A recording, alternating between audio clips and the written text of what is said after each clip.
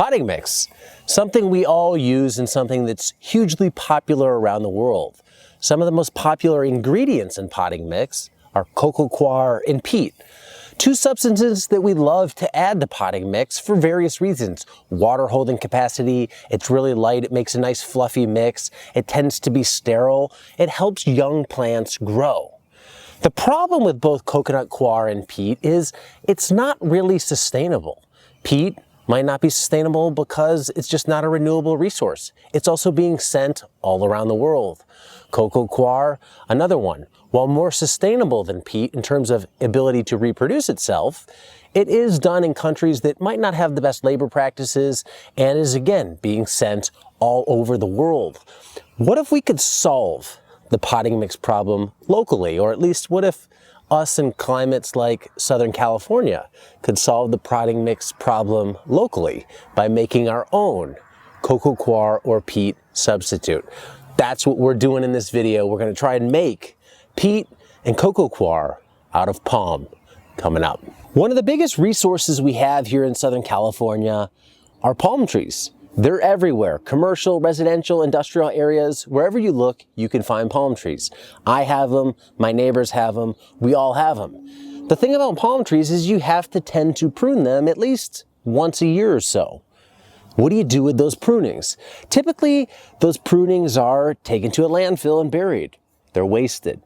Well, why is that? Well, palm itself, which is what this is all behind me, it doesn't want to break down very easily. It resists composting like a lot of tropical plants. There's some oil in the leaves. It's not really wood. It's not really a grass. It just doesn't behave the same way that wood chips would or stable vegetable matter like corn stalks would. It doesn't break down how we want. So for that reason, a lot of composters don't use it in their composting mix. Why use it if you can't get it broken down? So a lot of our abundant resource in palm ends up in the landfill. Well, why don't we use it as mulch? Well, you could use it as mulch and it works okay in mulch in certain areas, but it's just not the prettiest mulch. They often call it gorilla hair because it's fibrous, it looks like strings, and I'll show you some of that here in a minute. There tends to be big chunks left in it if you don't get the right type of chipper with an experienced person chipping it. It's just a mess. It's not a beautiful landscaping mulch of like the hardwood and softwood wood chips that a lot of you think of when you see wood chips. So what if we could use that palm? What if we could do something with it in a way that wasn't a mulch and didn't send it to the landfill? What if we could turn it into compost that rivaled peat and coir in its properties for seed germination, potting mixes, and in vegetable beds? Well, you can potentially do that. A few weeks ago, I really started thinking about this and I started doing some research, and turns out there's a lot of research that has been done in areas like Saudi Arabia where they are working on ways to break down palm leaves and turn it into a potting mix. They have the same problem that we have, only a little bit worse. They're actually importing peat from areas like Canada into their country across the Atlantic Ocean to use in potting mix. Not the best method to last long term. So they started saying, well, what if we could do something local that was better?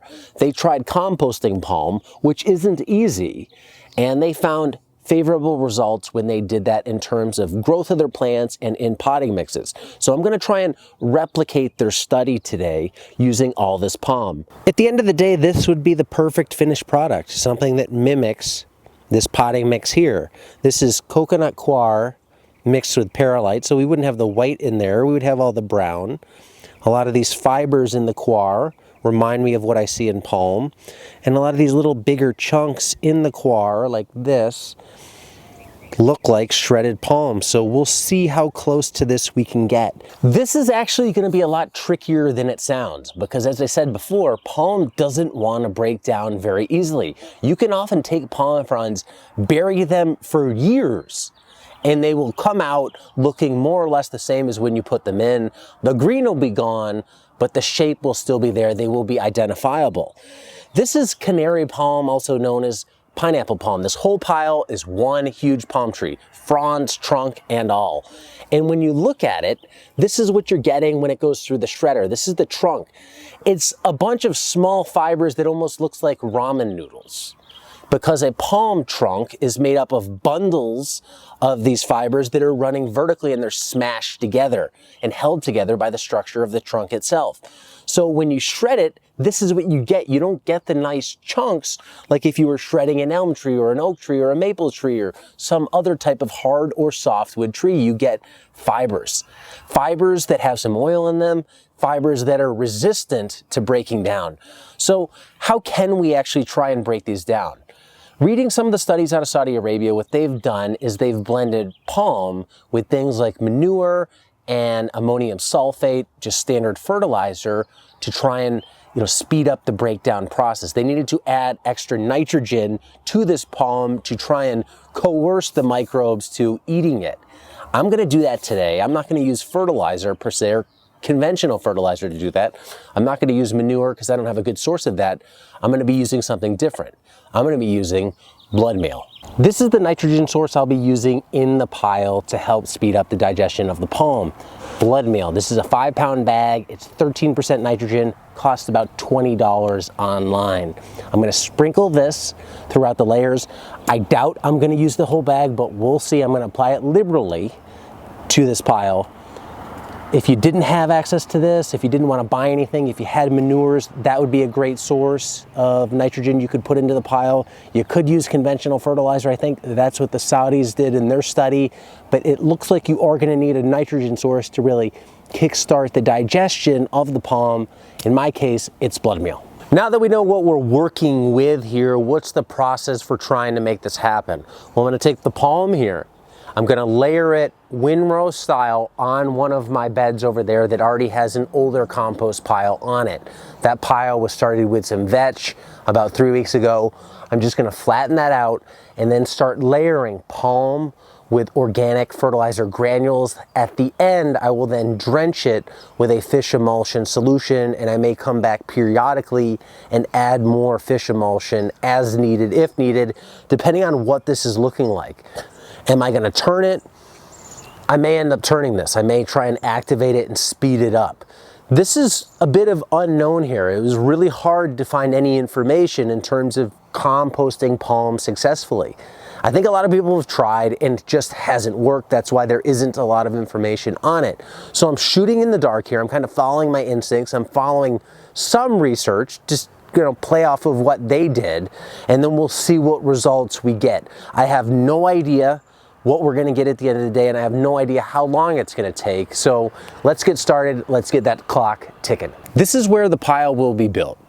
Why here? A few reasons. One, I'm going to be adding a lot of fertilizer to this compost pile. So I want that fertilizer, if there's anything draining through, to go into a bed that I'm later planting into, and also be available for the plants growing on the beds to either side if they want to reach out and try and grab some of this fertilizer. So I'm keeping nutrients where I'm going to be growing later. That's a plus. Two, there's an existing compost pile here, so there's some biological activity happening here. Let's use that to hopefully help inoculate or kickstart the composting in the palm pile.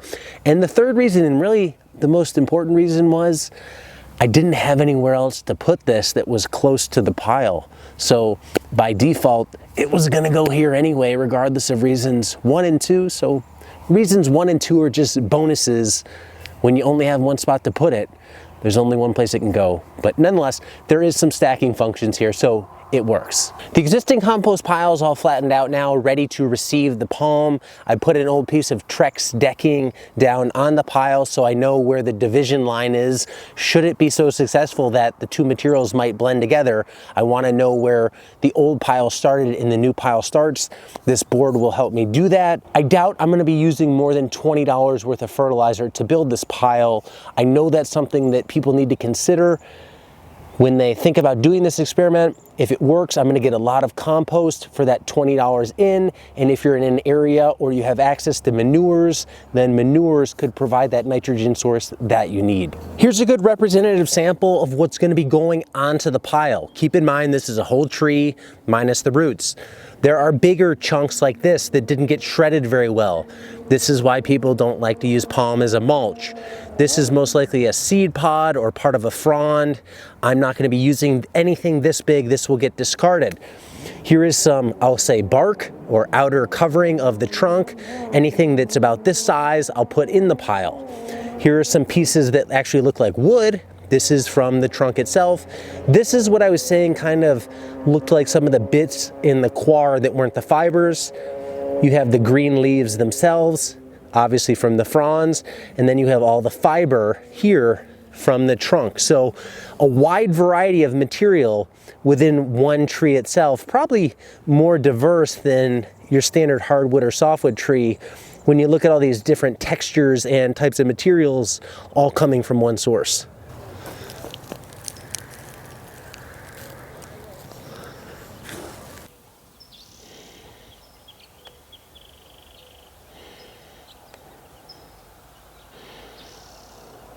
There we have it, the finished pile. What is it gonna do? What do you think it's gonna do? Leave a comment below. Obviously, this is going to break down. We've taken organic matter, we've added a lot of nitrogen to the organic matter, which is really rich in carbon. Probably used about 4.5 pounds of this 5-pound bag of blood meal. How is this gonna break down? It's obviously will go away, it will decompose, but what does that final result look like? I've seen steam on here in the morning. I've seen mold, mycelium, it has a yeasty smell, so decomposition is already happening. It's hot to the touch on the inside. How long will it take? What will it turn into? Those are the big questions that we're going to be getting at throughout this experiment. I'm probably not going to turn this at all, because what I want is this blob to gel via mycelium and fungi into a solid mass. I don't want it falling into the aisles and making a mess. If I tried to turn it here in between my pathways, it would be a nightmare. So this will be a static pile. I'm gonna try and add moisture to it as needed. It's pretty wet now. I'm gonna leave it. I will tarp it to cover it. I think tarping helps in Southern California when you're composting because it just keeps moisture in. It slows that rate of evaporation. It also maintains some heat in there. And I tend to find that a lot of times the roly-polies, the bugs, they're up against the plastic at the outside of the pile. They're definitely inside too, but there is always a lot right at surface underneath. You pull that tarp back and they go inside to hide from the sun. So the tarp has beneficial effects. Overall, I use quite a bit of the palm pile. I've also put a bunch of it in the pathways and another part of the garden. I have a bioreactor that is full of 100% palm, so we will get passive composting in that bioreactor of palm as well. This is it. This is the test. What happens with palm when you compost it? Pure palm, one whole palm tree. And can you make your own peat cocoa coir substitute at home, assuming you have palm? Stay tuned throughout the summer to get updates on this pile. And as always, thanks for watching. Be nice, be thankful, and do the work.